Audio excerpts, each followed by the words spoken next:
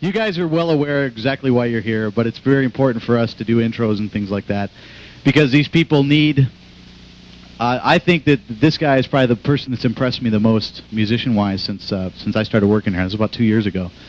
And he continues to impress me every time I see him, and I'm sure that's why you guys are here to see him. Some of his credits include formerly of the band Racer X, and I'm sure you've all heard them. Currently of the band Mr. Big with Billy Sheehan, formerly of David Lee Roth. If you watch the credits on television very often, you might also notice that he used to produce Dance Fever and is currently the producer of The Pat Sajak Show. Please welcome Mr. Paul Gilbert.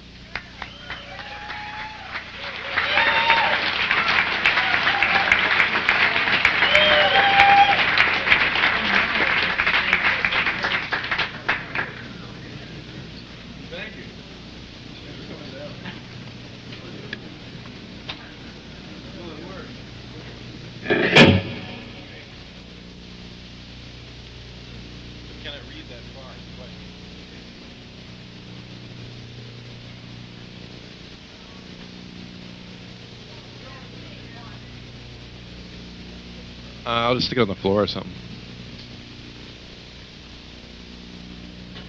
Oh boy.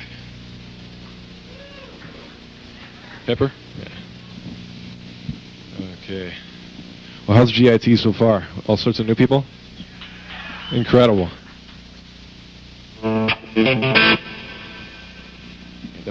Definitely, this is a happening move. Way hipper than like Greensburg, Pennsylvania. Okay, let me see. Haven't done a seminar in a while, but I'll give it a shot. Let me just start out by warming up, seeing if I can play. Let's see. Pick my favorite key, E.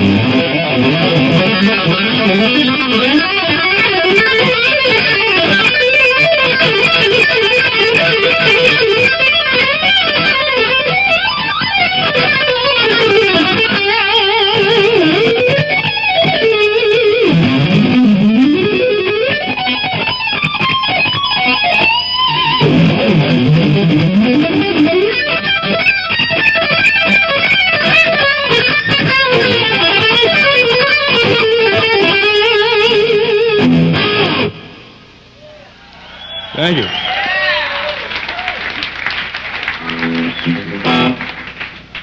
Am I coming? Is the guitar coming through the PA at all? I love the huge PA feel. You know?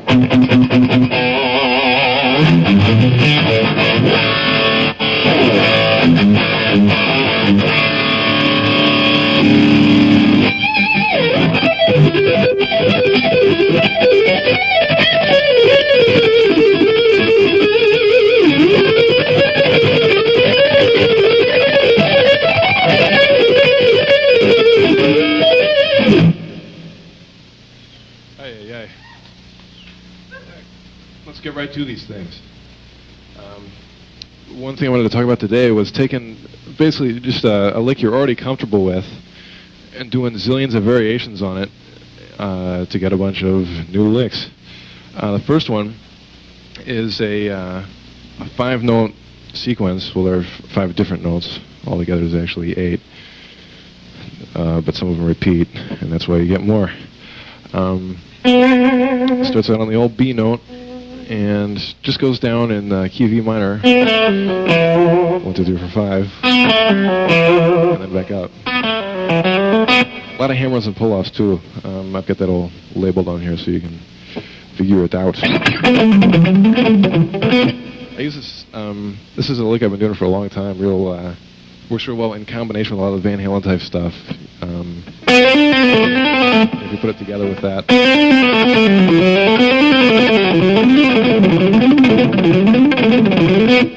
Give that a try with distortion.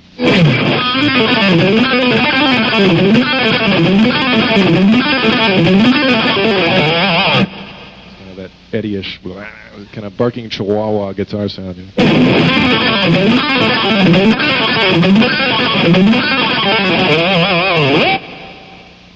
And what I did is took that same format. If you look at the lick on the neck favor, it's got kind of the way I see this is one note on a higher string, which in this case is the G string, 3 notes on a middle string, which is the D string, and then the 1 note on the A string. So it's kind of 1, 3, and 1. If you're looking at it in numbers of notes per string, and all the other licks are like that too, just slightly different shapes and notes. This next one is the same kind of thing. We have 1 note D on the upper string, and then 3 notes on the B string, and then 1 note on the G string. And uses just the same pattern. It gives you a couple notes out of the blues scale. In the key of E, I think it is. At least when I'm trying to play Terrifying Blues, I'll use this one all over the place.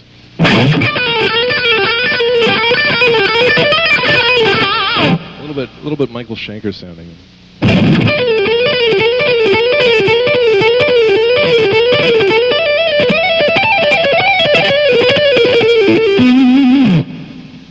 And same kind of picking.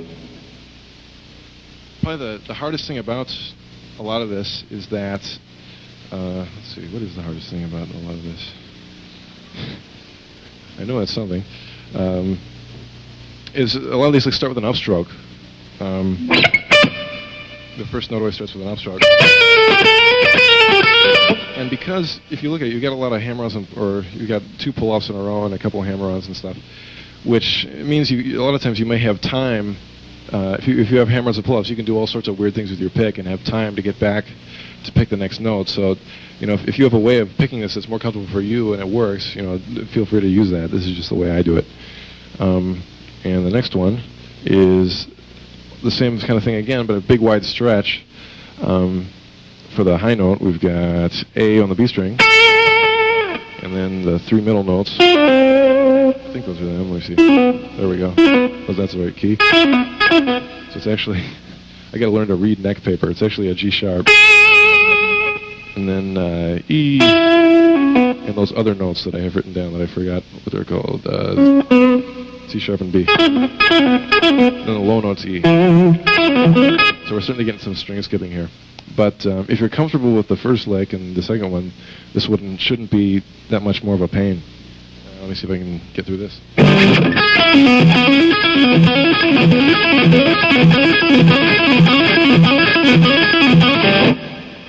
And I've done like zillions of variations. When I realized I could do that and get wider intervals with that same lick, I started coming up with all sorts of different variations on it.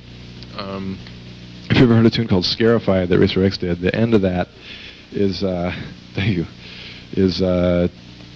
basically that lick, but in a different key, and with a thing added on at the end. I just added an E and a sharp, and then screwed around with the pattern a little bit. It's the same kind of lick. I'm just going to get through this. It's been a long time.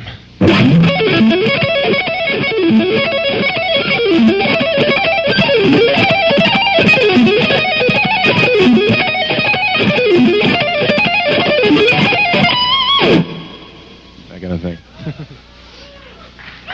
Thank you. Incredible. A lot of that was basically just 2 different shapes. The one that's on there already, and then one that's even easier than that, which is just diminished. Real easy to visualize in the fingerboard. It's just stretching 2 minor thirds, and then skipping a string. And a lot of times I reach down with my 3rd finger and get a low note on the A string.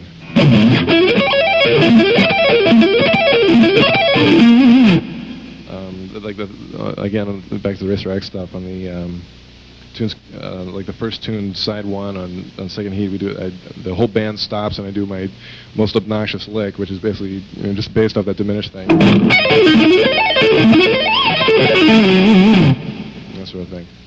loads of this stuff.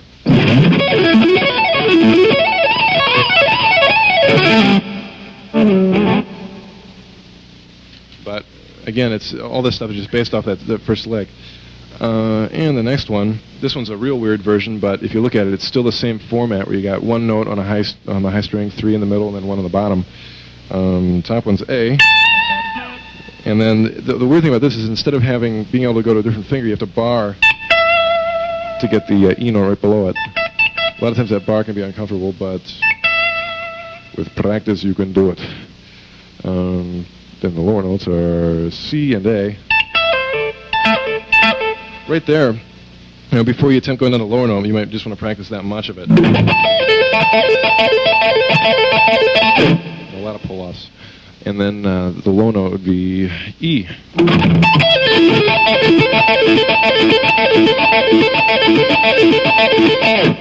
But a real cool way of getting minor triads. A lot of times, I know when I first started trying to do arpeggio stuff, I came here, I saw Frank Gambale doing all the sweep type stuff, and I had a real hard time with it, and still sort of do. So I've come up with all these alternate methods, like the hammer-on type string skipping stuff, to do it. There's certain things about it that's real cool too. I found with distortion, these work real well for just sounding real smooth. A lot of times sweep picking sounds like sweep picking. You hear like, even if the notes are normal, you can hear the technique going on, which isn't always. I don't like to think about technique when I listen to something. I just like to hear the notes. And with this, it sounds a little bit more natural to me. But then again, I've been practicing this loads and haven't been practicing sweep picking at all, so they could have something to do with it.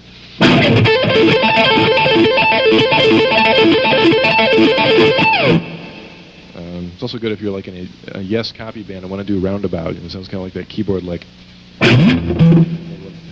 It's in the wrong key, but something like.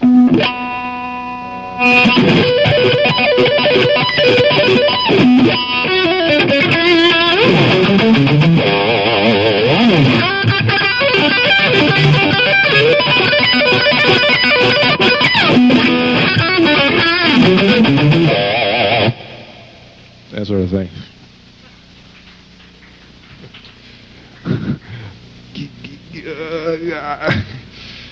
Okay, let's see. I got to figure out my order. Should I do the licks next, or should I do my tape? Do the tape? Okay, I'll do some music. I'm about to set out on like a million clinic thing of the East Coast for Ibanez, and I figured enough of these licks. I got to do some music. So I wrote these things, basically lick showcases, and let's see if I can get through them. This first one's kind of a bluesy thing in E, and it has a lot of James Brown influences you'll hear towards the end. Don't laugh, or you'll make me laugh. And boy, I sure hope I'm in tune with this. I forgot to put the tuning note on at the beginning, but I do have a 4 count, so I know when to come in. Godzilla versus GIT.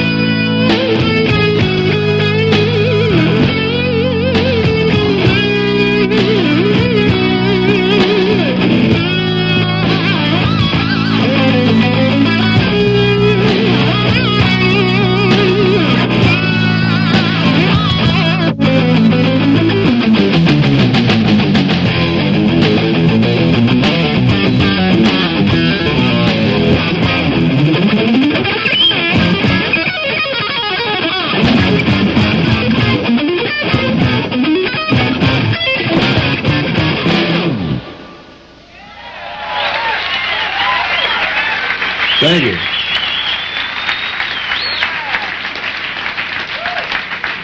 What do you think, Ed? Too much, I don't know, yeah, James Brown kind of... Hot tub! Ow! Okay. Back to the boring licks. But these are actually pretty good. I got some hip ones coming up. Page 2.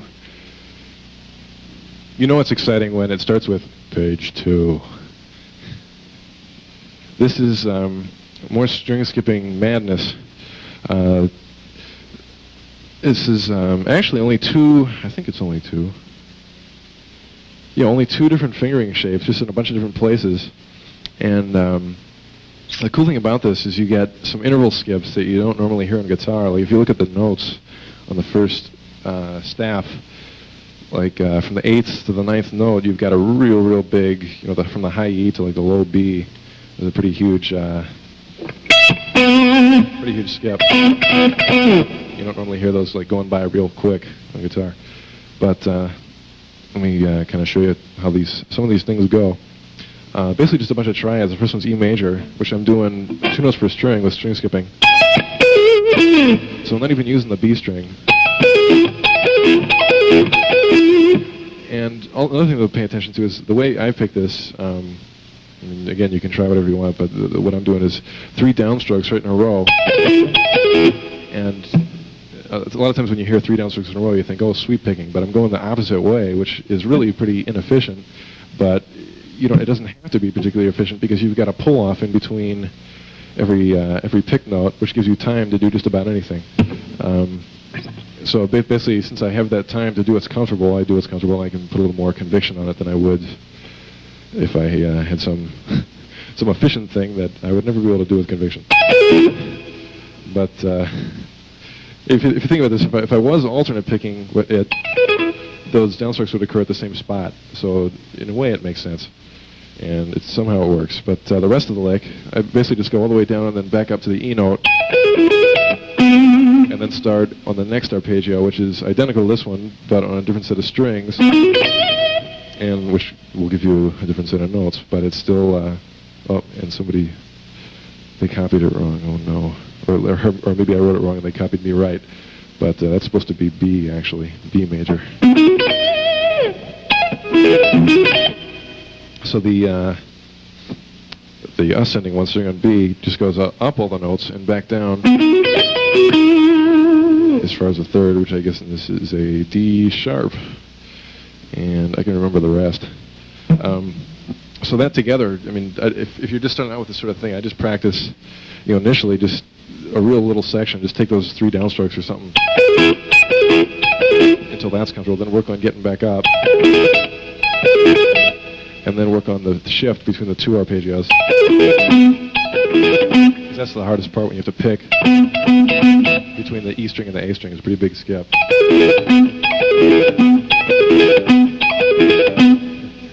If only I could get it. I'm getting this ghost note over and over again. Let me see if I can get this with actually hearing the note. There we go. Then the next one, the same kind of idea, but I just changed the shape slightly and stuck it in a different part of the fretboard to get a minor sound in the key of C sharp. But same kind of, again, format, where you've got 2 notes on a string, 2 notes on a string, and 1 note on a string. And identical picking. And then I have that same thing, but ascending on a different set of strings. And if you can follow me talking like this, you're completely amazing.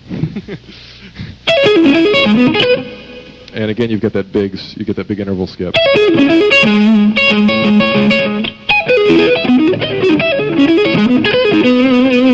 And you guessed it, standard classical stereotypical sounding thing. But that can be hip. Let's see. And so the next ones are identical to the ones in E and B. Your fingers will feel exactly the same, as they have to stretch a little wider, but they're down here in 5th position for A major and E major. So although it may seem like a lot, there's really only 2 shapes to learn and only 1 picking pattern to learn.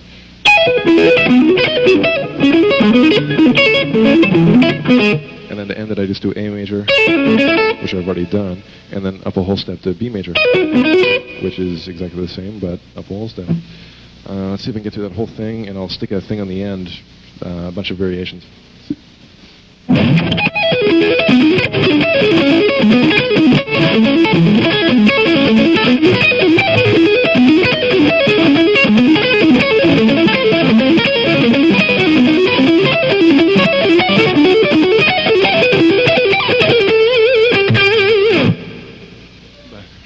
Thank you. But I found those are real great for, they're really easy to keep rhythmic, where a lot of the sweep picking stuff, for me anyway, is real cool for like a blur of terrifying notes, but if you want to have something that actually has a pulse, you know, some kind of knee slapping, you know, banjo thing, it doesn't work too well. Or, I mean, it doesn't lend itself to that because you've got, you know, weird picking things. Boy. Gotta work on those things. Where those have a definite rhythmic pulse to them. Let me see. Actually, on the Mr. Big record that I just finished, I use that kind of technique all over the place with a lot of different things. I get the end of this one solo. Let me see if I can remember it. I'll play it from the beginning. I mean, there won't be the music, but you can kind of tell how it goes.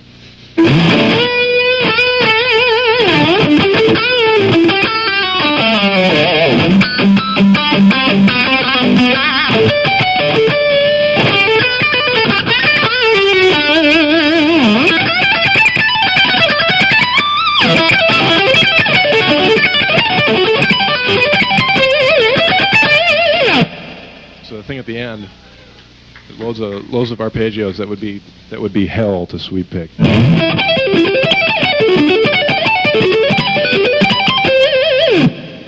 know, it's usually when you hear sweeping, it's like straight up and down, where that's got a lot of stuff, you know, kind of in and out. Now there's a specific musical term: in and out, up and down. Got it. Okay. What else do we have? Let me do another tune. This one I'm out of practice as well, so there'll probably be loads of flubs. And I got to make a quick adjustment. I got to have something resembling a chorus sound on this. So let me just tweak the ADA real quick.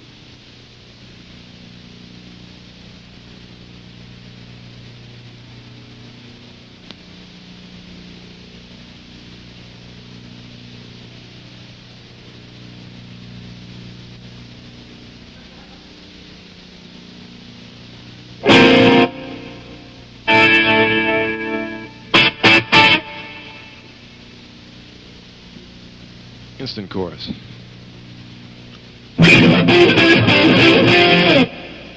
Okay, here we go. Tune number 2. Will I make it through? Only time will tell.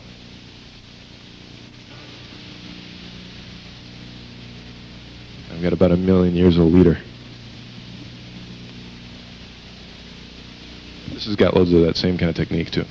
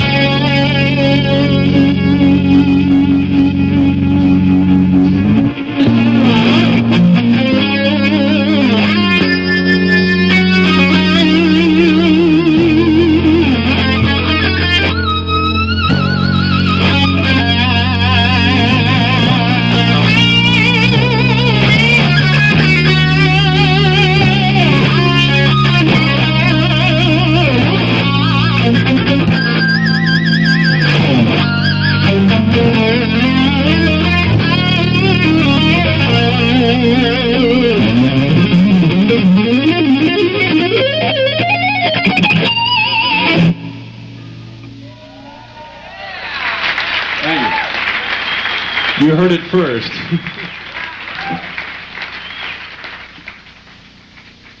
Well, I know what to do with my metronome. Okay, who recognized the stolen melodies in there? Billy Joe, but how about the one in the middle? Hoedown, yeah. Incredible. And a bunch of my tunes that didn't make it to the record. But they will. Yeah, and a couple of those, there were mistakes in there. I didn't mean some of those bad notes. Not unintentional. Okay, page 3, more excitement. Actually, more variations is what this is. And the thing that I have that says up a whole step doesn't mean that I accidentally wrote it down a whole step, but means that after you play this first lick, to play it up a whole step. And then you play the lick on the second neck, which gives you the violin keyboard lick to a Kansas tune called Point of No Return, which was always a lick I really dug, and I tried to figure out how to do it. And initially I thought, sweep picking, that's what I'll do. So I figured out the shapes, and it'd be like the kind of D chord, but up here. But the thing is, you have to change direction so quickly with your right hand that it just makes it real uncomfortable for that kind of phrasing. So what I did is refingered it using string skipping and pull-offs. After I got that initial idea, I translated it into some more licks. I can't quite see it, but we're going to pick it up. Blind as a bat. Are bats blind? I don't know.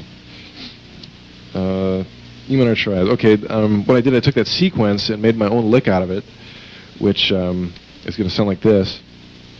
Instead of having, the basic sequence is this sort of thing. I just put it in E minor with a different shape, and then did it on every set of strings. That sort of thing, if you put it all together.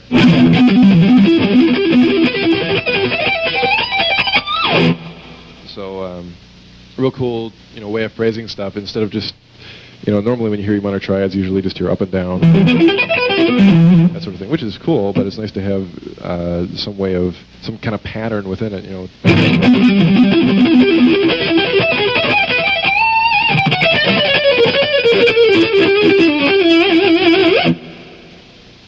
And you can also do that you could do it with major. You should just alter all the thirds to major. And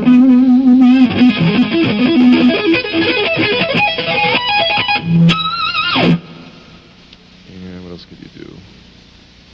Well, that's for you to figure out. Those are two of mine. You go from there.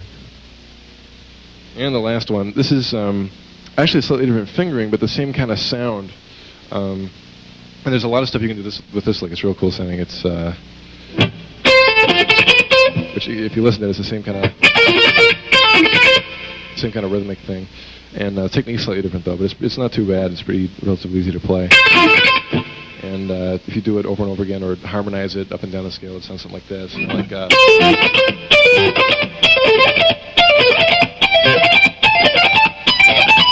sort of thing.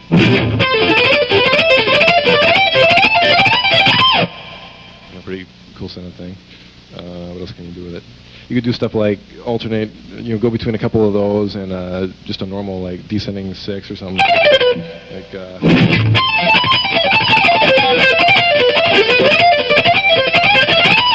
I started doing setting, but that's basically back in the pattern mode. And those are them.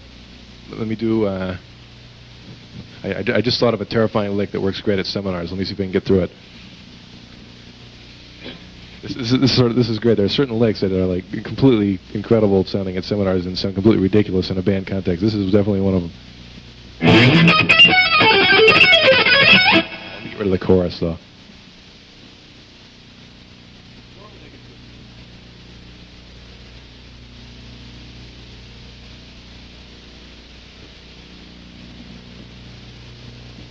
Here we go.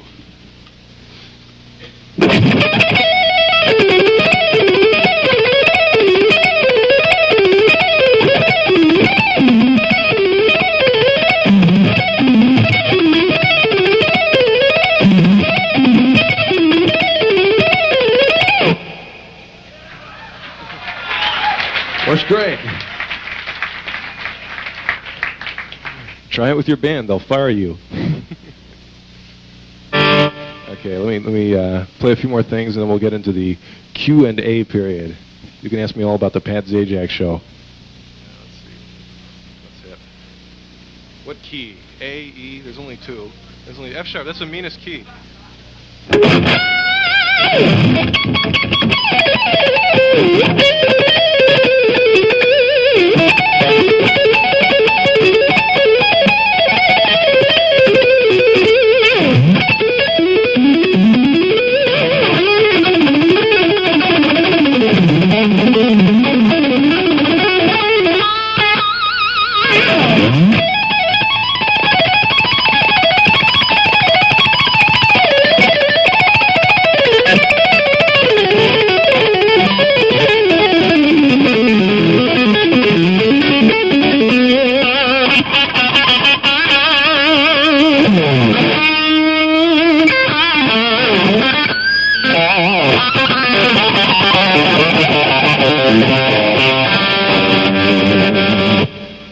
Anybody know that one?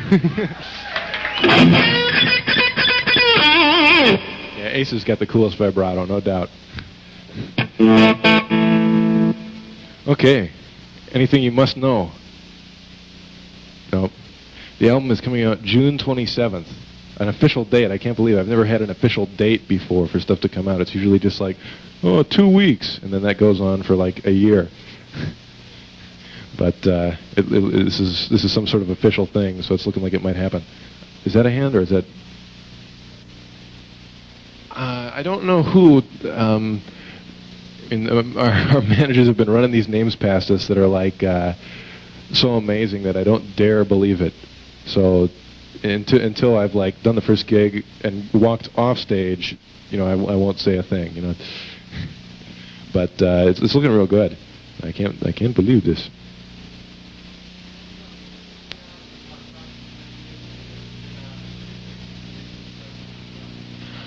Definitely a lot of practice, and not just, a lot of sitting down with a metronome and stuff, but also a lot of stuff too where I would just practice with the band all the time, and figure out stuff from records. A lot of different ways of practicing.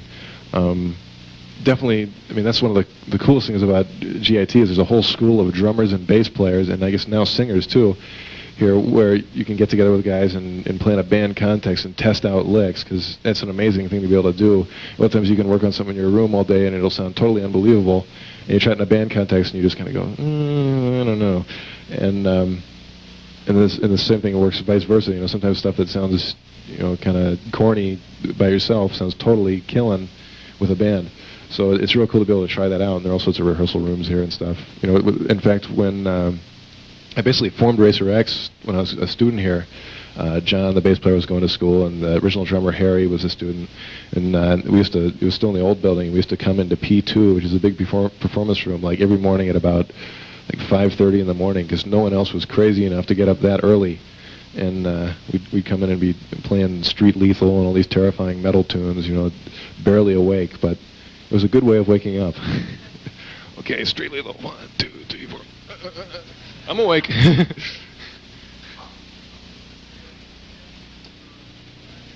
To increase spread of fingers, practice things. Yeah, I definitely lucked out with having the huge, big hands. The obvious thing is get a guitar with a small scale. Get in fact, in a way, I'm jealous of guys with small fingers, because the guitar that I always thought was the coolest looking guitar was the John Lennon style Rickenbacker. And I kept seeing them, like when I first moved out here, they had them at Voltage guitars and stuff. And I thought, oh man, that'd be so great to have one of those be just like John Lennon. And I went and finally tried one out, and the neck is about like this long, and I could barely, it was wild, because the string tension gets way different too. You start trying to do vibrato on it, and you totally sound like Ethel Merman. It's like, but it looks so cool. That's a possibility, or things like that. But regardless, of scale, to get your fingers stretched farther, I don't know any way of physically changing your hand, but I've definitely worked a lot in getting strength in my last two fingers. probably most of it comes from the fact that when I took guitar lessons, the teacher told me to do whole steps. If I did like 2 whole steps in a row, like F, G, A, he told me to use my third finger on the G note instead of my second finger. And because my hands were big enough to do it comfortably, I never really switched. I just thought, great, it works fine. And never, in fact, I thought everybody did that until I came here and see all these guys using their second finger for whole steps, and I thought, well, great, But because of that, I end up using my third a lot more, and it gets strength because of that. A couple things you can practice. I think they have my instructional video in the library. I've got a lick on there that's real good. It's just, let's see. I think I've got it like starting on C. Just 2 whole steps, just like that. Just C, D, E. And use your third finger if you want to strengthen it up. And then I'm just going, let's see, what's the best way to explain this? Alternating between different notes on the high E string and then pulling off again. So it'd be like, then I'd pick F, and then do G the next time instead of F, then A the last time. So the whole thing is basically the same notes on the B string, just changing notes. And you get you have to do a lot of weird barring stuff with your pinky and third finger that's real good.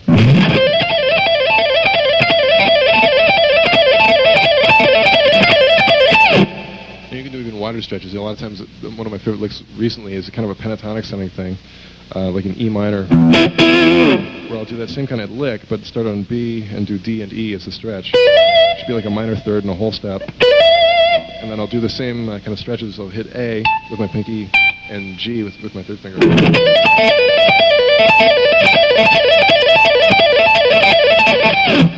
like that one a whole lot. And the real crazy one for Mixolydian, if you're playing like A Mixolydian,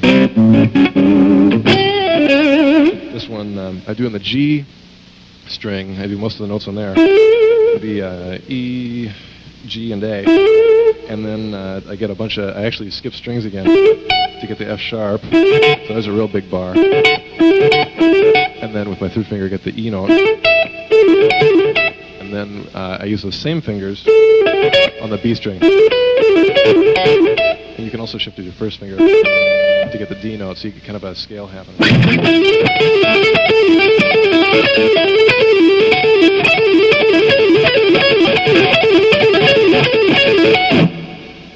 That's definitely one of the trickier ones. But occasionally it'll sound good.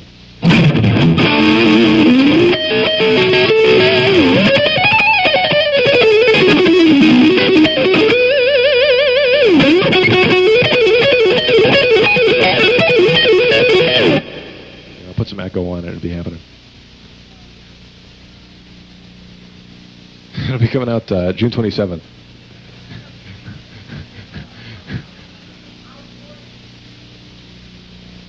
One more time.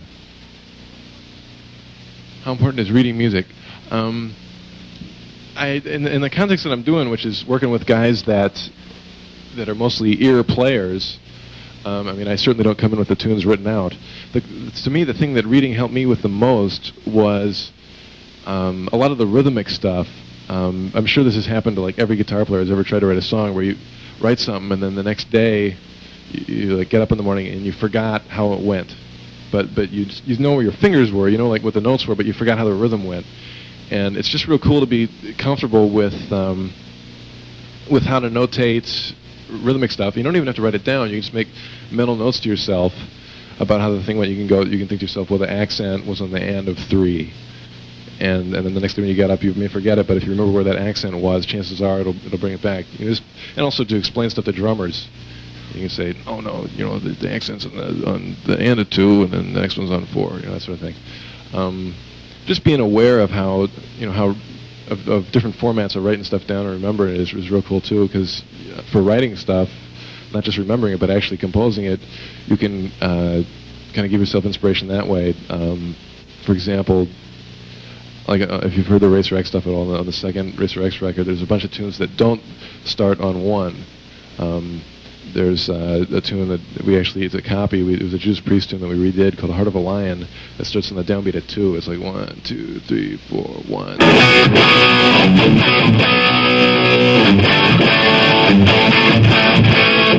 So and those things are real cool too, because until the drums come in, you're kind of going, man, where's one? You know, what's going on here? When the drums come in, it makes everything okay. Yeah, there's another tune in there called Lady Killer that starts on the end of 3. It's like 1 and 2 and 3 and 4 and 1 and 2 and 3.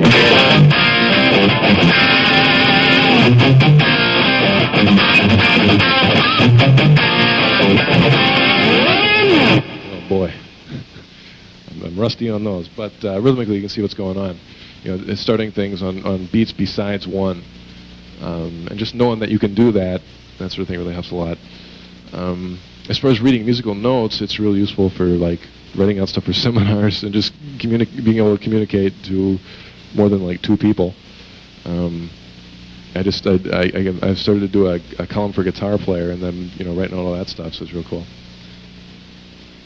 Way over there.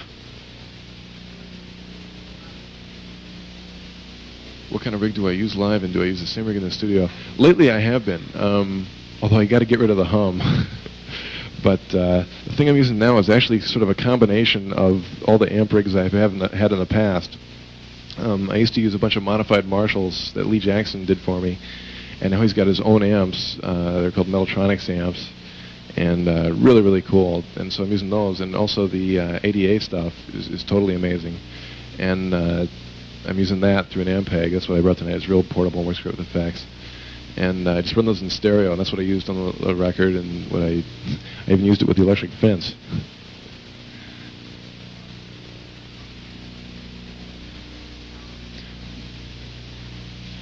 Why don't I'm saying these questions over so people can hear it.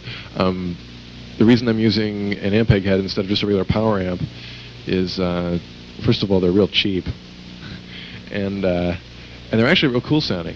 They've got a real cool EQ section on them and stuff.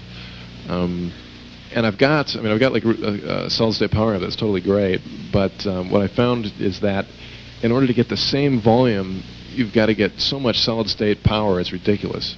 Because you can, with like a 100-watt tube head, although it may distort a little when it starts getting loud, the distortion sounds pretty cool. Whereas with a solid-state head, you have to, once it starts distorting, it's like unusable. It starts sounding real hideous. So, to get something as loud as like a 100-watt amp, you have to get like a 1,500-watt solid-state power amp, which, I could get, but besides, Ampegs look cool too. And Punky Meadows used to use them, so I figured that's hip.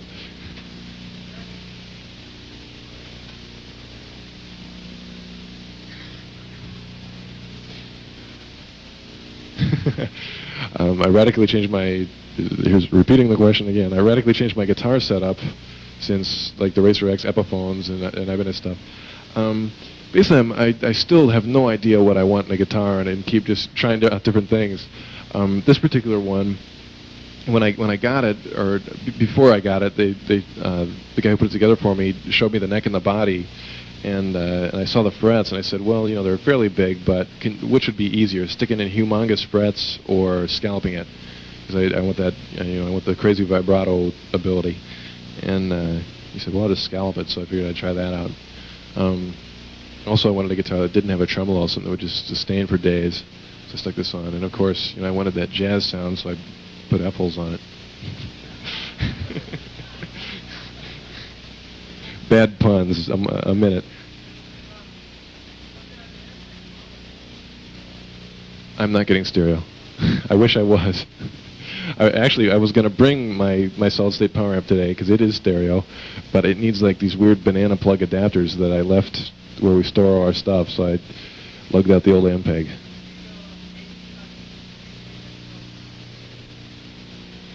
Yeah, and it's hideous because they don't like each other. I can like plug my guitar into each of them separately, and they'll both be great. I plug them in together with a Y cord, and suddenly the whole system goes. What a great noise! Let's sample that and do a tune. So I've got to get something called a isolation transformer, which basically just splits the signal, but they don't touch each other or something. It gets rid of the hum. So, but once I do that, they work real great together, because the Metaltronics is got like just a real beefy regular rock tone, where the ADA has got like, I can do all my effect stuff with it because it switches real well and has an amazing clean tone, and together it's a little more like a little more fuzzy kind of White Snake sounding. So together they work real well. Oh man, the quadriverb, everything Alesis makes is the most amazing thing of all time. Their drum machine, I use their drum machine in those tunes. It's really easy to program. The tones are great, and the quadriverb is totally amazing, and they're cheap. Way back there. Who are my influences, and who do I listen to now? As far as guitar influences, early on, Jimmy Page, Ted Nugent, the guys in Aerosmith, the guitar players in Heart, all the bands that were big around then. Ace Frehley, of course. Then when Van Halen came out, that like completely changed the universe. I used to sit by my radio with my finger on the pause button on my tape deck and flip between the two rock stations whenever the new Van Halen record would come out, try to get tunes before the record was out. Let's see, what else? Gary Moore, Michael Schenker, real big influences. Alex Lifeson and I used to sit around all day with my flanger and play along with like, I'd like to do side one of Hemispheres right now, and go through that entire thing. Lately I've been listening to almost nothing but Todd Rundgren, which is not really so much for the guitar stuff, but I just love the songwriting and listening to Chasm Sultan belt it out. In fact, the totally amazing thing, I'm still waiting to for the alarm to go off and me to wake up and find out it was all a dream. Is I was in San Francisco a few months ago, writing songs with Eric, my singer, and he got a call from Todd's manager to go down and sing backup on his record because he was recording there. And Eric said, "Well, man, Paul, you're a huge Todd fan. You ought to come along." So I went down and I got to sing on Todd Rundgren's record. I cannot believe it. It was like, and I couldn't even speak to the guy. I was just like, I think he's in that room. I can't talk to him. I'm afraid. Oh yeah, Greg's amazing. But Todd's really Todd's the guy. Oh, about mine? Oh, it's amazing. I've actually worn the battery out in my Oldsmobile completely down where it wouldn't even begin to start with the tape in my car stereo. Oh, thanks a million. Yeah, that was good. I did the whole, believe it or not, I did the whole record using 11s. I used like 11 to 52 to try to slow my vibrato down, try to take away some of the Ethel Mermanisms. And I thought, well, heck, if I can do it in the studio, I can do it live. So when we did the Omni gig, I put 11s on, and we did the next show at the Stone, 10s. Or then we did the next show in San Jose, 9s. But once I get back into my rigorous practice schedule, I'll try to get back up into the beefy strings. Oh, Joe's amazing. When I first heard Satch Boogie, I was like, it was the most excited I've been about hearing something on the radio in a long time. And I immediately ran home and called up the radio station. And, what's that? It was incredible. Real cool stuff. Real. What can I say? Amazing. Is there one back there? Nope. There's one.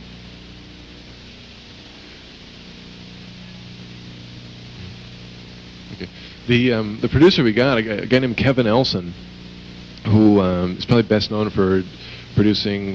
He did a bunch of Journey records. He did Escape and Departure and Frontiers. He also did Europe's Final Countdown, mixed Y&T's last record and stuff. But the reason we got him, I mean, first of all, when you look for producers, one of the problems, besides just getting them to do it, is their time frames. And you may have somebody who's going, yeah, I'll do it, but I'll do it next year. And Kevin was available, which was real cool. And also, he wanted to work with us, which is great. He wasn't going like, well, pay me $3 billion and I'll consider it. And also, he had worked with my singer Eric before on one of his earlier records, so Eric was real comfortable with working with him. And it was also great because we wanted to get a real live kind of sound on the record. We didn't want to have a million guitar overdubs and keyboards everywhere and stuff. And Kevin is also a real accomplished live mixer, so he knows he's real comfortable with that sort of thing. In fact, right before he did our record, he got back from like a 1.5 year tour with Michael Jackson. So not only was he comfortable with mixing, but he was ready for some rock. Although Mike's the greatest. I've been figuring out like the.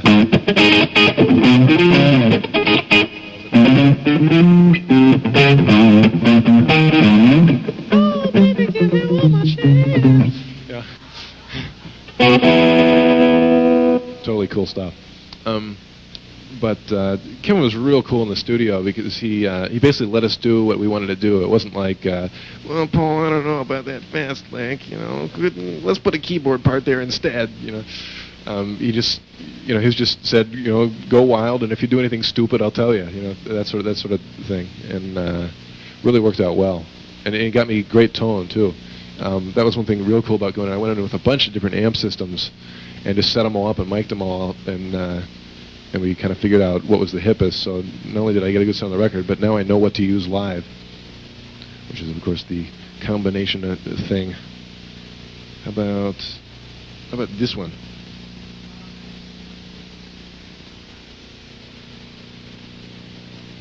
How did I hook it with Billy Sheehan? Well, I knew him sort of for a while. I actually opened up for him once in Pennsylvania when he was still in Taos, and I was in a bunch of local bands. And he used to come see Racer X all the time, and also, we used to play here. He'd come. I'd be like doing open counselings. He'd come in and we'd play old Taos tunes. He gave me a call and just wanted to know, what I was doing because he was looking for a guitar player. And I said, well, I'm in Racer X, but I'm your biggest fan.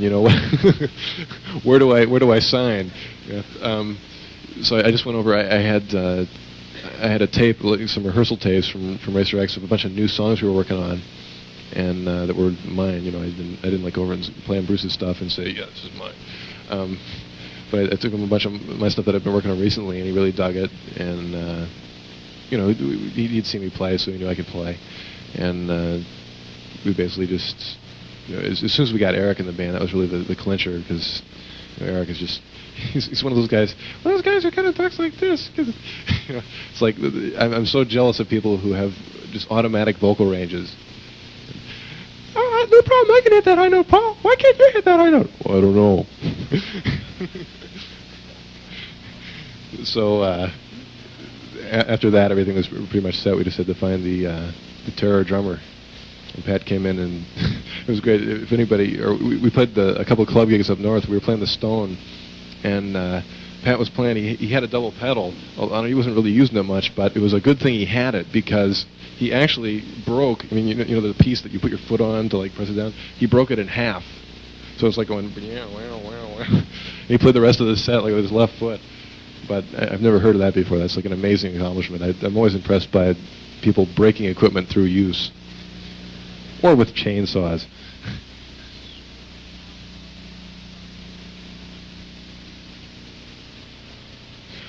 The material on the record, we've got everything from real terrifying stuff that Billy and me are like going crazy through nonstop, to tunes that are just going kind of AC/DC with us playing it, sounding things, things that after you hear them, your neck is kind of going, oh man, why did I do that?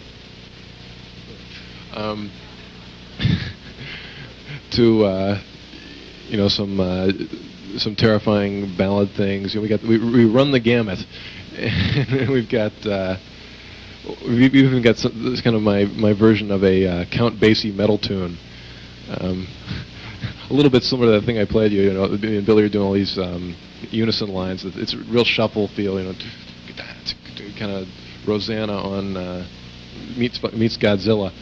But how do I come up with these? It's pun after pun. Let me play a little bit of that one. It's going to hit.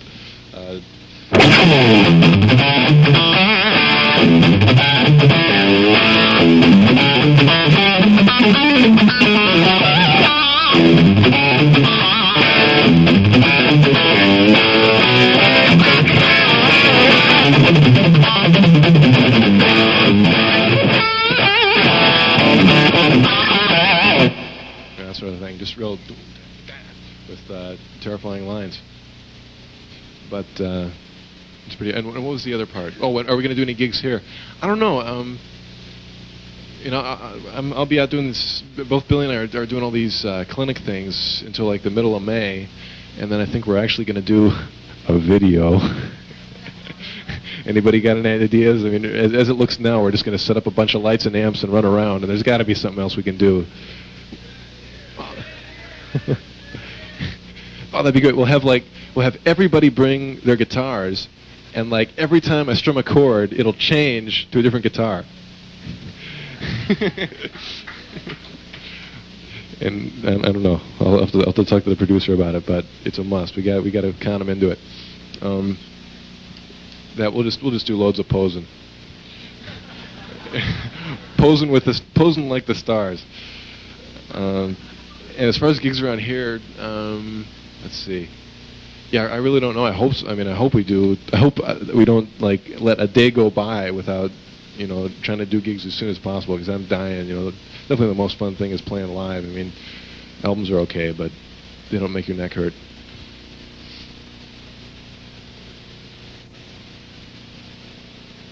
Besides Mixolydian for dominant seventh, well, it depends on what context it is. I mean, if it's like a blues thing, you can get it with all sorts of garbage.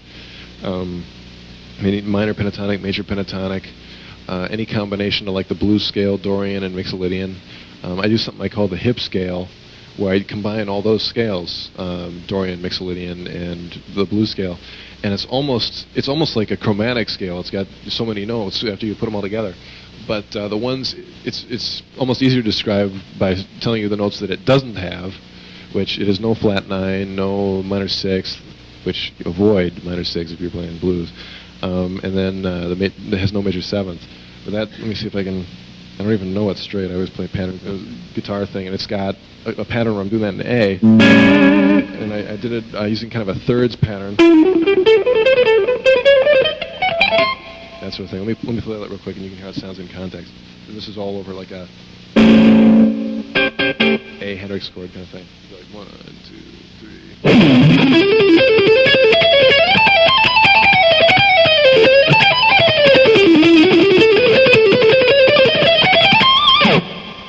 So it has kind of a hip sound, hence the name, the hip scale.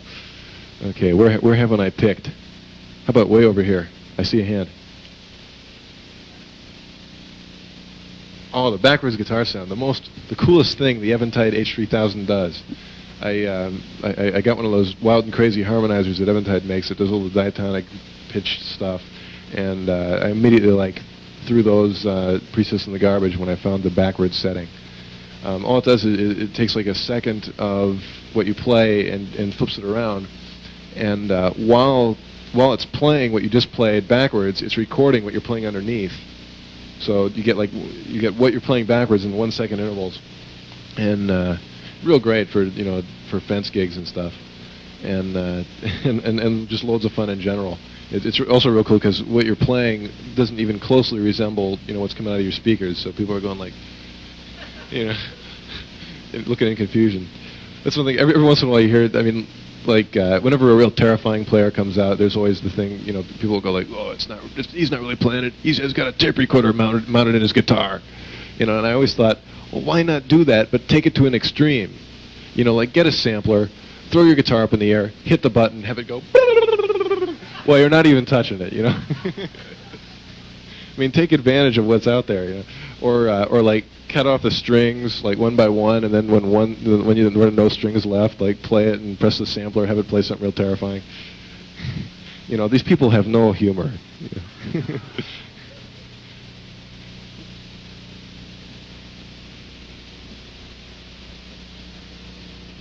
When I was a student at school, I spent all the time working on the curriculum. Actually, I did, because for some reason I was able to apply it, like the harmonizing, the major 7th chord.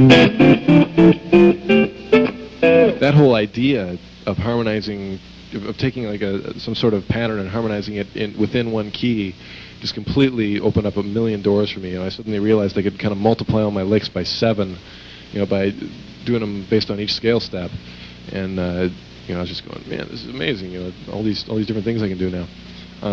Also, I was really freaked out by all the other styles that I had never even heard. I saw Keith Wyatt doing the. Let me see if I can play it. I can't play it anymore, but all those hip things. And I just thought, wow, that's great. It's on a guitar, but it sounds nothing like anything I've ever done, and it sounds really cool. And a lot of that stuff, it's those techniques of, although I can't do that specific thing, have kind of stayed with me. Like I was trying to figure out. Lately, I've been piano lick crazy, trying to figure out all these keyboard licks. And one of the things I was working on was a Beatles tune called "Martha, My Dear," which was giving me total grief. And I finally, using that kind of Keith Wyatt technique, I got something that's pretty close. I actually switched to the clean tone.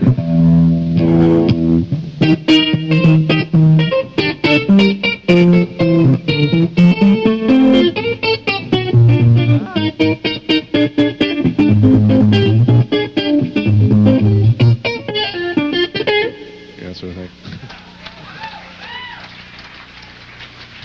Thank you. Actually, one of my major accomplishments right there. That was one of those things where I just completely gave up on it at first. Went, man, it can't be done. And then on the second try, I got close. Oh yeah, that was hilarious. Benny and the Jets just major seventh. It's like I don't remember what key it's in though. Yeah, that's another great thing. It's like I remember when I first came here, I'd never played a major seventh chord. And except I remember there's one Led Zeppelin song that has it. I'll get to the Benny and Jets thing. I'm just going on a sidetrack. There's that one. And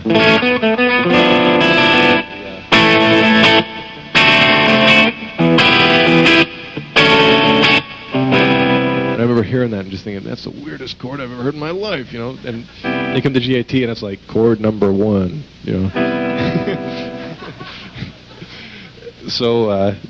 There's all sorts of chords that I picked up. The James Brown chord, the hippest chord in the universe, the Dave Letterman chord. I'd never seen that, and once I learned that, suddenly all Pat Travers tunes were playable. But back to Benny. Let's see. That's major seventh chords. Going.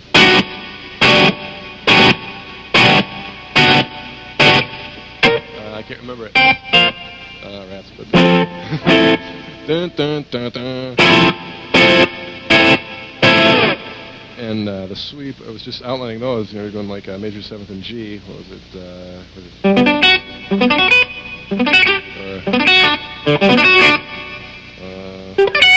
Those sort of things. So it's almost like all sorts of great TV themes. Let's see. Yeah, we got to do a few name that tunes. Name this tune. I can name that tune in 3 notes.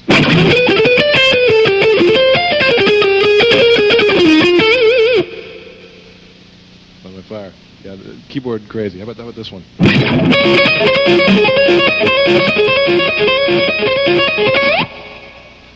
Yeah, that one was tough. Loads of weird picking in that one. Let me see if I can get through this. It's like one of those things I can never get through, but I always try.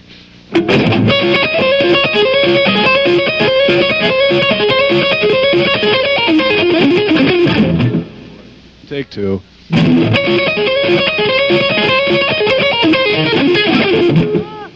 Oh well, I always try. Let me start a little later. I'll get it.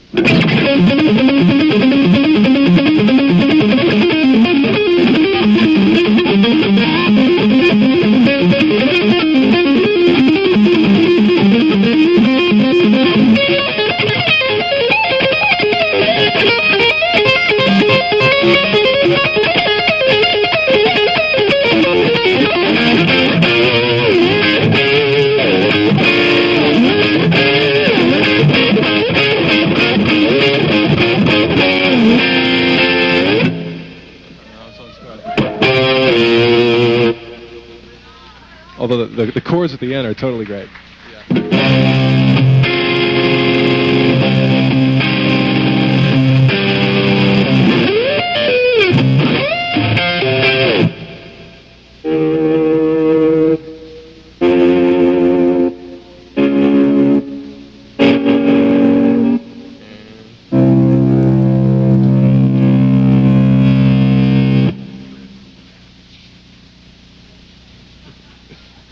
Air drumming, there's nothing more fun. And about back there. Oh, that one I definitely had to take way down as far as the speed goes on the tape. And it was also tough because whenever the drums come in, it almost completely drowns out the keyboard part. So I'm just hoping that the parts that are being played without the keyboards are the same, because I just, that one was real tricky getting by ear. Let's see, here's one. How many albums have I appeared on? Let's see. I haven't a clue. There's like all the Racer X records, the Mr. Big, Joy Tafoya, and there's like, oh yeah, I did that. But boy, we're getting into the ones where I like played natural minor where I shouldn't and stuff. But a zillion more coming up. Let's see, way over there. Am I still big on Kahlers? Lately I've been using all sorts of different bridges, but Kahlers are definitely hip. The real cool thing about them is you can adjust the string spacing, and especially on a scalp guitar. This one is non-tremolo, but I had the bridge is a tighter spacing than on a stock Strat, and because of that, especially with a scalp fretboard, I always tend to go off the edge of the fretboard if I'm not careful. So it really helps to have that string spacing in. But actually, the new, I've been playing some stock Ibanez's that have whatever their bridge is, that they've been working great. So whatever's on there. Anything special? I use pretty normal strings, just the D'Angelico, ones that come in the pack.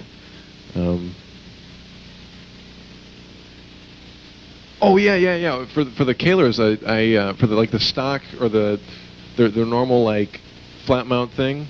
I always recycle the high E before I put it on because it strengthens the beat a lot. Right.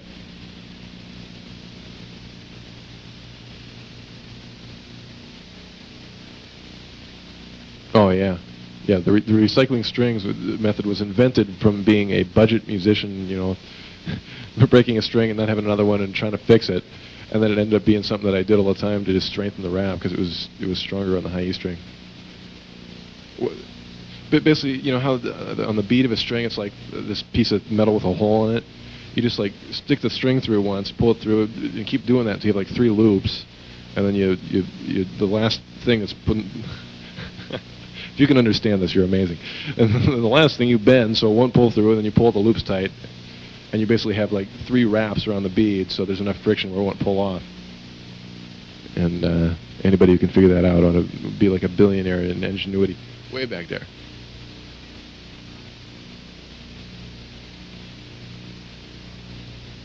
Have I ever jammed with Steve Vai, and have I ever gotten anything from him that I incorporated in my playing? I've never jammed with him, although when I was a student here, he did about 1 million seminars, which was really cool. Well, actually, he only did about 3. It wasn't really even near 1 million. I just said that. But not really. By the time I had heard Steve Vai, I kind of had my work cut out for me. I had a lot of things that I learned here and that I just had to work on, and I didn't really have time to like go out and keep hearing more players and try to get stuff from them. I was working on a lot of the the early picking stuff because I just sort of learned how to pick, and I was working on all the variations of doing the things back and forth with that.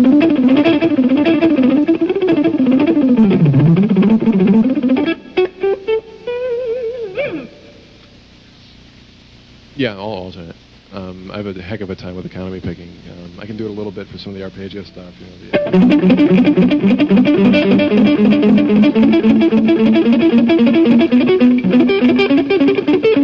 Kind of.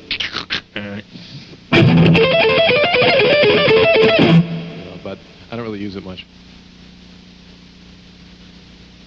Oh yeah. I mean, I'm not lately, but when I was going here, especially, I was Yngwie nutso because I was trying to get all the picking stuff. So one part or another, I learned all sorts of Yngwie tunes, and totally incredible. I love the guy's playing. Oh yeah. All the gigs we did up north, before the curtain would open, I'd always play that, and the audience.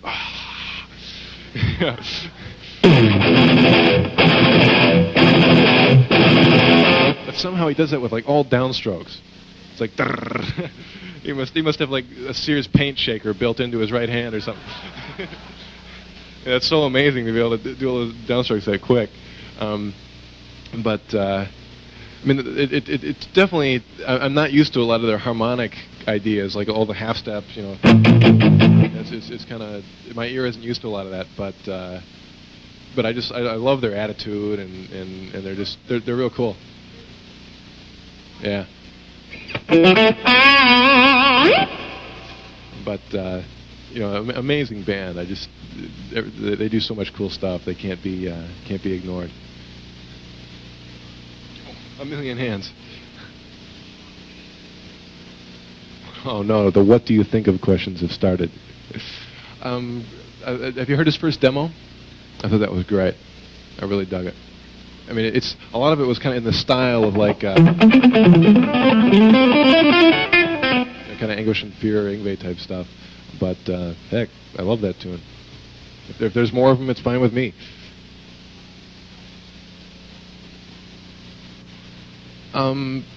I mean, technically and financially, I was only here once because I graduated and then went on to teaching. But I was here, you know, teaching as soon as I graduated, which is really great. I mean, how am I playing? Just staying in this environment helps so much. Being able to, you know, be around guitar players all the time and, you know, constantly have people looking at me and going, if you make a mistake, I'll remember it and I'll tell my friends. Way over there. Why did we cancel our first show at the Stone? The same reason we canceled our Omni gig and our Pumas gig. We were rehearsing a bunch before that, and everything was going great.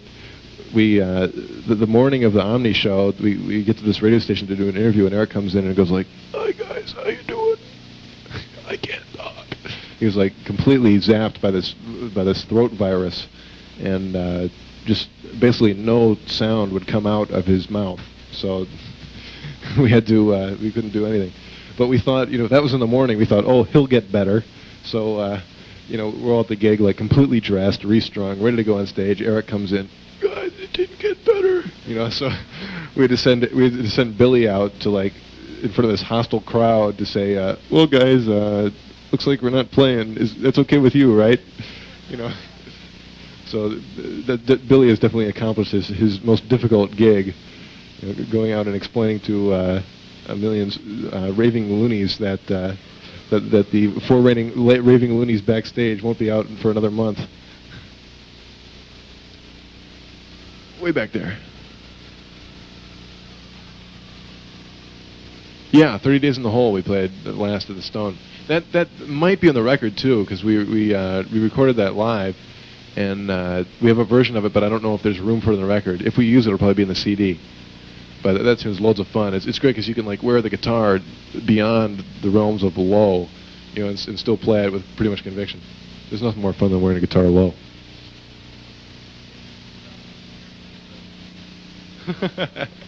Can I play over changes? I'm not real comfortable. It's a lot of fun for me. I mean, to me, playing over changes is like playing Pac-Man. You know, it's a lot of fun, but I'm always getting eaten by the little guy.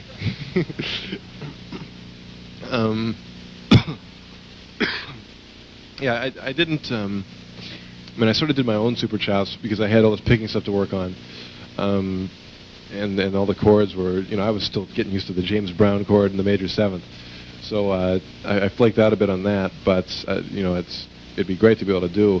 And every once in a while, I come upon a 2-5-1 or something, and my vocabulary for those is totally nil. You know, we actually in the Fence gig there was a 2-5-1. I couldn't believe it in that Humble Pie tune. The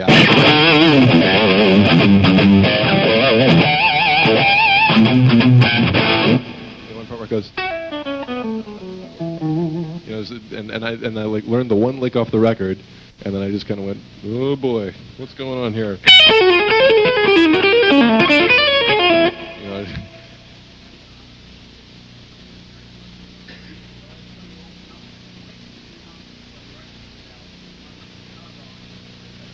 Really?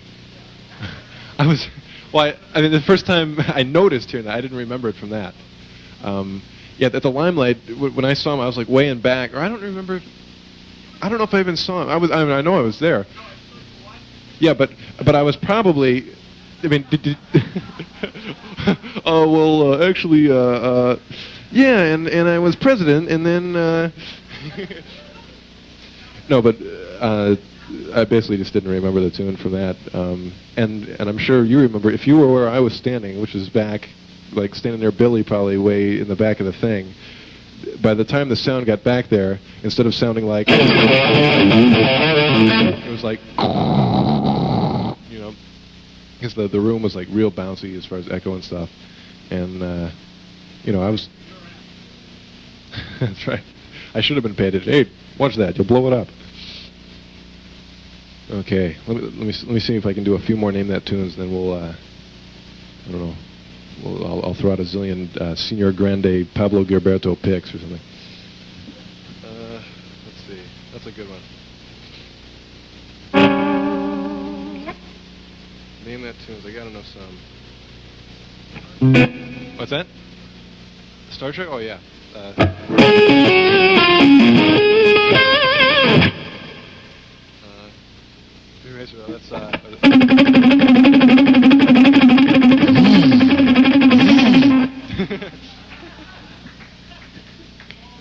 Actually, the only imitation I can do is Pop's Racer. Has anybody ever heard Pop's Racer before? Yeah, speed, you can't race in that race. It's too dangerous. I built the Mark 5, and it's the best racing car, and you're the best racing car driver. Speed, therefore you'll win that race. Don't be a coward. Yeah.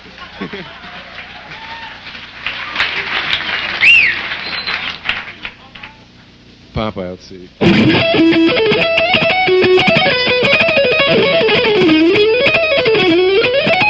Yeah, sort of. Beverly Hillbillies. Well, I don't know. Or how, yeah.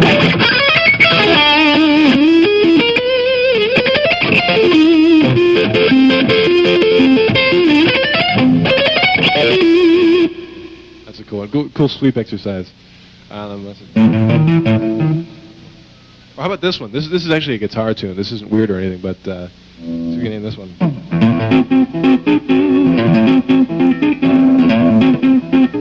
Yeah. What other hip ones are there? Oh, yeah. All right.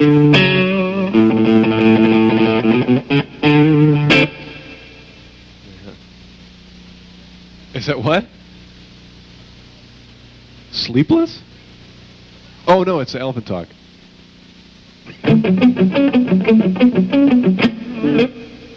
What's something else? What you got? I gotta think of ones I know.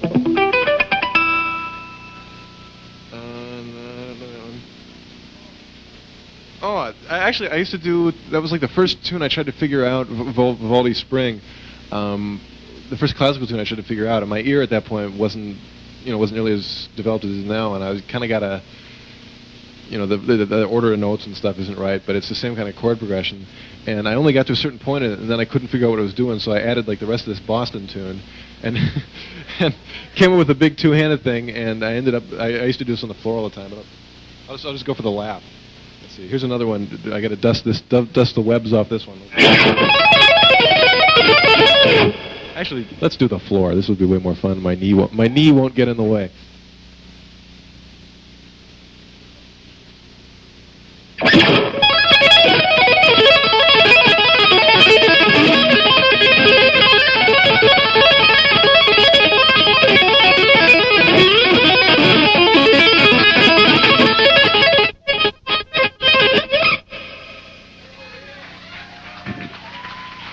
Thank you. Now, you guys are nice to me. I keep screwing up, and you still clap. Thank you. Okay. Oh, I got it. I got the serious Name That tunes. This is for the Rundgren people. Name Todd tunes.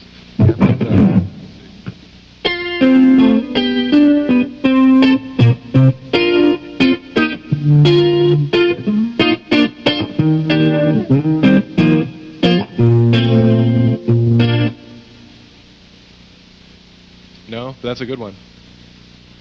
How about just name the record it's on? Ra. Amazing. Chasm Sultan sings it. It's totally great. That's a piano lick. That's pretty hip. Or how about, let's see. This is pretty... I don't remember the chords.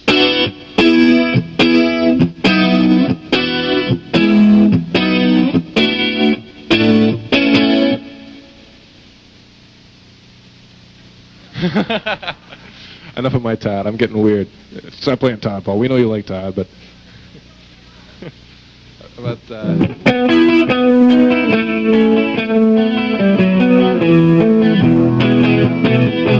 Yeah, but I'm getting too pop. Sorry.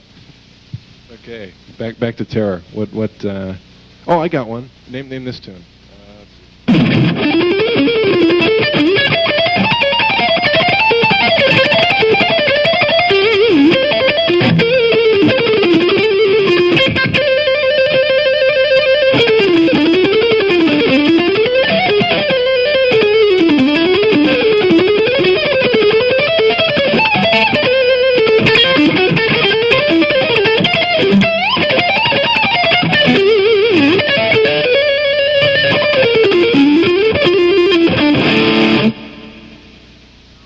Invention 3, you guys are amazing. How about this one? Bach, actually. I gotta get chorus for this one, too.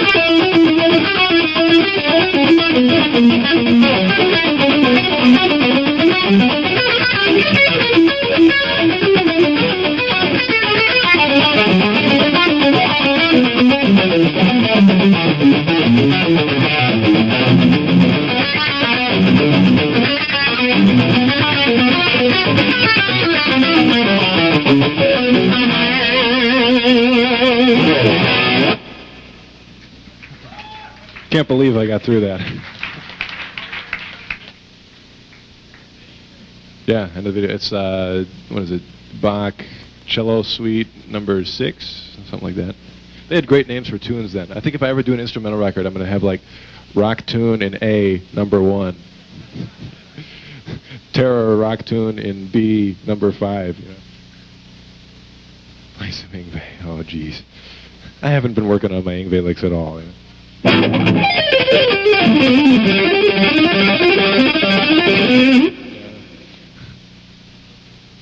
Incredible. That's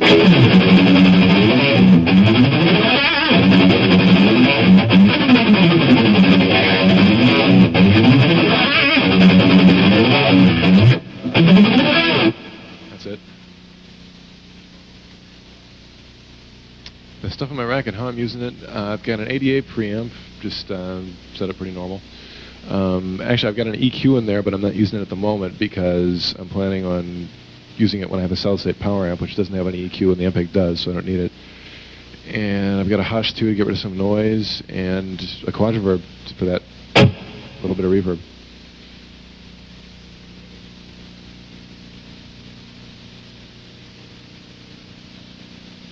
Yeah, the EQ is definitely real hip, especially if you're using a solid-state power amp. You can get it's stereo, so you can get you can do all sorts of things for recording with it too, and all MIDI controllable. Although I don't use that, I usually just figure out one thing that sounds good and kind of leave it on that. But it's always real handy having an EQ around. What settings do I use in the Eventide? Wow, I don't know. I just like do it and then run away as fast as I can. It's the only thing I've been using mostly is the backwards thing. Actually, I just sent it back to the factory today because all the harmonizer settings start screwing up if the thing gets even a little bit warm. If you get any rack thing near it, it immediately starts freaking out and making all these amazing. Actually, what I should have done is taped some of the noises it made, because it made all these really, I mean, not musical, but pretty amazing sounds. And but mostly the backwards thing.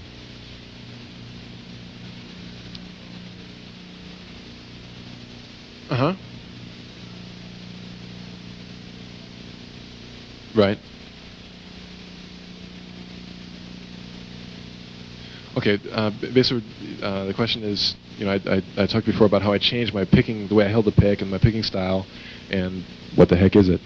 I used to hold the pick, I call it the old shadow picture method. I used the flat part of my two fingers and my thumb and angled it back like that, kind of Neil Schon, Steve Morse style. And I did the whole first Racer X record that way and stuff. It definitely worked for certain things.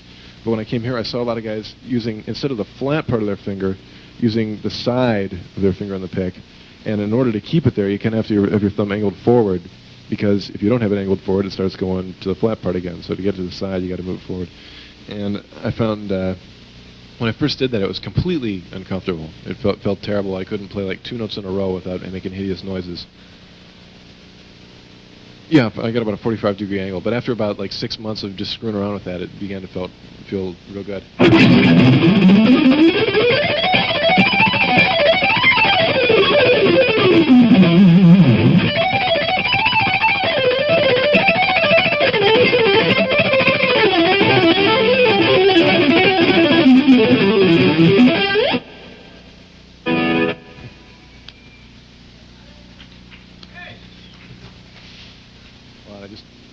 There's one. Oh, Sean Lane, the most terrifying guy of all time.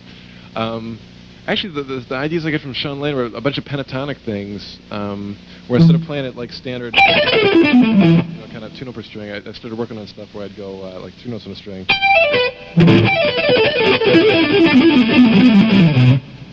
That's like descending 4s, 1, 2, 3, 4, 1, 2, 3, 4.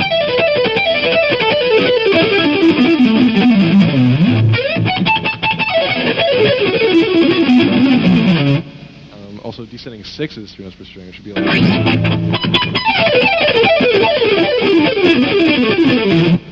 which is a real finger torture. A lot of the Sean Lane stuff, though, is real. It almost sounds two-handed, but he's doing it all with his left hand. I mean, some of the solos I've heard sound sort of like this.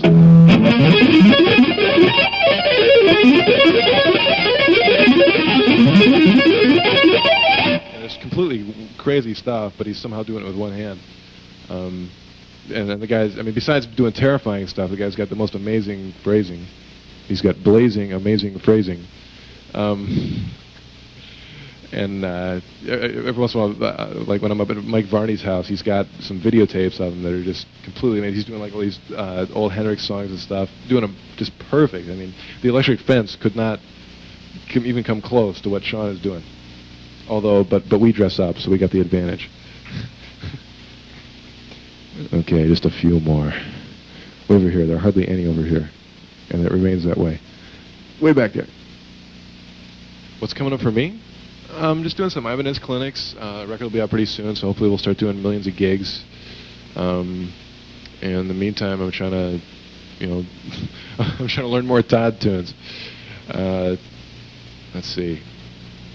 That's about most of the excitement. I just started a column for Guitar Player, which is really originally I had to think of the title for it. There was like Mike Varney Spotlight. It had to be Paul Gilbert something. And originally I thought, well, there's that. It was going to be like a thing based on the SCTV skit. And I was going to call it Monster Horror Chiller Guitar, or whatever that theater is on SCTV. But obviously, I was right about most people not getting it. So the title now is Terrifying Guitar 101. Kind of the college course sounding thing. But that's loads of fun to do because I get to write my bad puns down on paper. And then, believe me, there's some bad ones.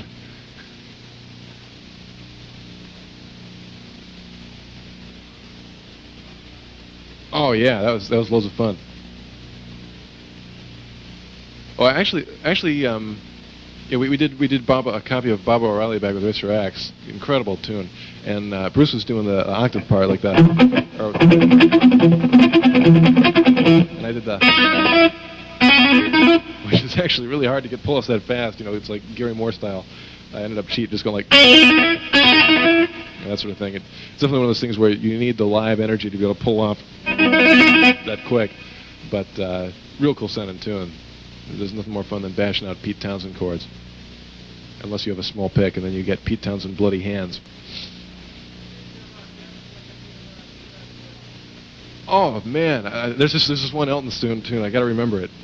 See if I can I can stump the band. How's it go? It's off the Campton Fantastic record. What's? I'm not sure what key it's in. Or it's an A.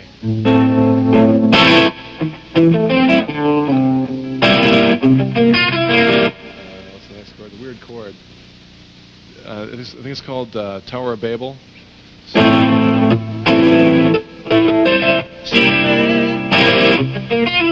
the next chord is real cool, but I forgot it, of course. But I just forgot it. But Elton's great. Elton was a big influence. Real cool stuff. Well, we're just about running. Okay, one more. There it is. I can tell.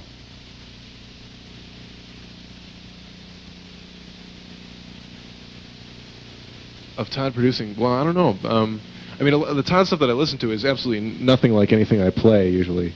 So I don't know if it'd be appropriate. Although I totally love it, you know, just because we get that kind of Beatles influence. But you know, we'll probably have Kevin do a few more records because it just works so well. But if I ever do a solo record, it'll be all real, like, syrupy pop stuff. I'll get Todd to produce it and get Perry Prince to play drums because he's the only guy who drums like me if I practiced. Okay, well, thanks a million. And thanks a zillion for coming out. Do those super chops. Learn some Todd tunes. And definitely hit Aaron's used records. Buy 1 million used records. Learn them all. It's the secret to developing your ear. And let's get back to Mr. Steve, the video guy. Or is that him, or is that a student that just looks like him?